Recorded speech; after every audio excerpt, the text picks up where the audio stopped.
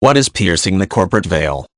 Piercing the corporate veil is the process by which legal professionals, such as judges, can remove the usual protections of the corporate shield for major shareholders and directors of a corporation, and pursue legal action against the individual rather than a corporation. This process is typically taken in situations dealing with small privately held or closed corporations, and is much rarer when dealing with the shareholders or officers of a publicly traded corporation. Piercing the corporate veil typically occurs when an individual has committed some form of fraud or other illegal act and would usually be protected by a corporation, but such protection is set aside for the sake of fairness or equality. One of the major benefits in most common law countries for forming a corporation is that the corporation is seen as a separate entity from the shareholders and major officers within the company. This means that any debts and legal issues dealing with the corporation are typically only resolved against the corporation itself and are not brought against individual shareholders.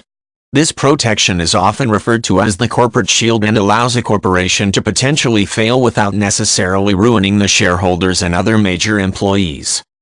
Piercing the corporate veil, however, allows the offenses that would otherwise be levied against a corporation to be used against the shareholders or officers of the corporation instead.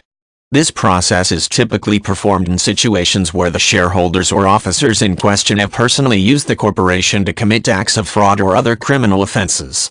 In these situations, fairness and equality typically require that the person be prosecuted and not the fictional entity of the corporation. One example of piercing the corporate veil would be if a major shareholder in a corporation used the corporate bank accounts to commit some form of fraud. Technically, the corporation itself should be prosecuted for the fraud, and the shareholders should be protected by the corporate shield.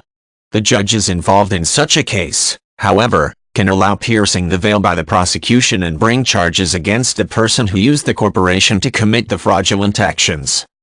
There is no bright-line rule or clear-cut, legally defined situation in which piercing the corporate veil is allowed.